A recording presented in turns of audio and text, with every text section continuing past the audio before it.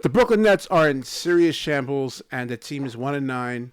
So we're gonna look at some of the best trade possibilities that can help the Brooklyn Nets for the future. Let's get into it. What's going on, everyone? Welcome back to another edition of BKNY Hoops. If you're new to the channel, I'm your host, as always, Rashid White. All right, you guys see the graphics, you see the title. The Nets are in shambles, and they need something, man. They need like a jolt. They need something. We're gonna get into the whole Nico Harris thing on a live stream tonight. If he can get fired, so can Sean Marks. But we'll get into that a little bit later. Let's not waste any time. Let's get into the actual article here. Here's the article over here. It comes from Brooklyn Nets on the SI. Potential trade chips for the Brooklyn Nets based on early season stretch. Now, they got Michael Porter Jr., Nick Claxton, and Terrence Mann. But we're going to start from the bottom up. Terrence Mann is basically averaging, I think, 10-something points per game. He's a secondary playmaker. His defensive abilities that make him intriguing as a role player. Mann has only scored 3 points over the past 2 games. He'll need to return to his first 5 games to be worthy of quality draft capital. So I don't think you're going to really get much from him unless he has some type of a breakout season. Dreamers Pro, you were wrong on this one. All right, you said Terrence Mann was nice. All right, you said he was nice, but so we already know. Don't listen to Dweebers Pro. Nick Claxton, he's looked decent. He hasn't looked that bad, right? He's averaging 17 points per game, 7.6 rebounds, 5 assists, 2.5, almost that's like 2.8 blocks. That's rounded off to 3 blocks per game. And is saying over here he's shooting 73.7% from the field, which would be a career best, although it's unlikely to hold up. Exactly, man. Because again, this is early in the season. Now, if I was Sean Marks, I would be on the phone, man, and getting on my knees and seeing if I can get someone to actually take Nick Claxton right now while his stock is actually high. Right, so I would definitely be doing that. I would be, so right now it's early in the season. Teams aren't really playing defense like that. Again, the NBA is a marathon. Again, you're gonna run the New York City Marathon. Like it's 26 or 27 miles. You're not gonna run as hard as you can for 27 miles, right? You'll burn out. So you have to pace yourself, and then gradually, as you get more towards the finish line, then you start intensifying that running right there, man. So Nick Claxton, he's fool's gold. I know it's 17 points per game, but if you can fool a general manager right now into taking Nick Claxton, I will most certainly try to do that if Sean Marks was actually really smart over here, man. Again, but in a 7-game series, when he has so many weaknesses in terms of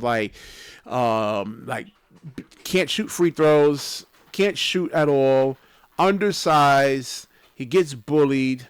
But 2.8 blocks a game. I mean, he's really, really good as a help side, like weak side, help side defender there, man. So that's the value in Claxton, and he could disrupt some of the guards in terms of increasing their field goal shot attempts just to score, man. He can make a life a little bit more difficult, but not that much. So Michael Porter is another one over here, man. The final one. It says there's been signs, of defensive improvement in his game, reading passing lanes better and defending without fouling. Brooklyn could likely get a first-round pick in a deal for Porter Jr. at the trade deadline if he continues this trend of play. Now, a first-round pick to me is nothing. The Nets already have a plethora of picks. Like Sean Marks, if he's going to continue to be a general manager, he can't pick for Jack. You know what, man? I mean, he can't draft for anything. You look at this draft right here, man. You got a bunch of non-athletic guys that can't shoot. So you rather get if guys can't shoot, get some serious hyper-athletic guys. So at least those guys can force turnovers, and you can actually, run, play fast, try to get downhill, get down court before the other team's defense gets set. And then if you want to develop those type of guys, then I'm all understanding for that. But to try to develop like non-athletic guys, it just doesn't work, man. They have to be able to shoot the basketball at a really, really high clip. I'm talking 40, 41% to justify Yegor or Nolan or Ben Saraf just being on the floor. Other than that, really, it's a net negative, man. You like playing like, let's say 5-on-3 basketball. Michael Porter Jr. is the only guy that can actually shoot, and you really need him to actually create. Now, we're going to look into some of the top, like we're going to look at the 26 free agent list over here, because I don't want them to actually trade Michael Porter Jr.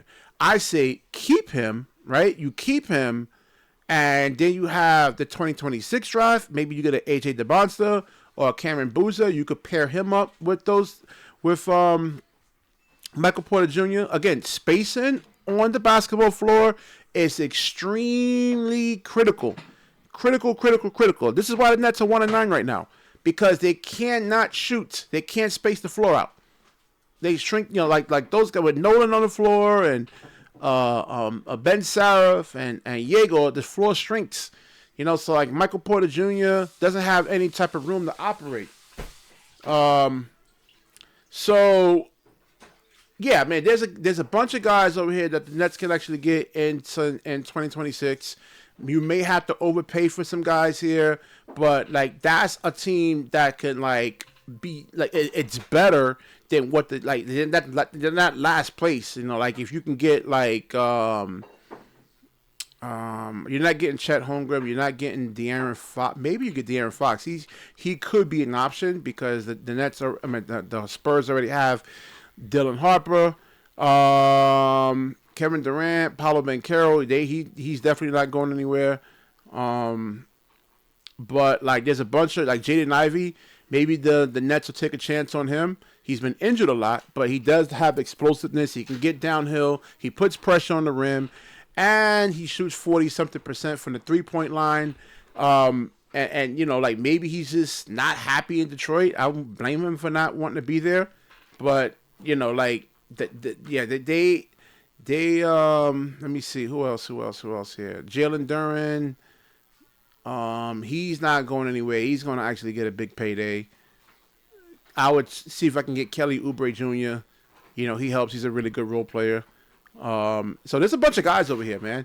So I'm not in favor of actually trading Michael Porter Jr. for a draft pick that you don't know what, like the draft. If the draft was actually like really guaranteed that you can get someone really high, but it's not guaranteed, right? It's not guaranteed. The Nets played their cards and they wanted to get in the top 5 of this draft, and they couldn't do it. So you don't know, when it comes to the draft picks anymore, man. It's not guaranteed. The players actually have to be there. So I will wrap this video up. Definitely like, comment, subscribe. Certainly share this video, and when you share, the universe certainly shares back with you. Peace.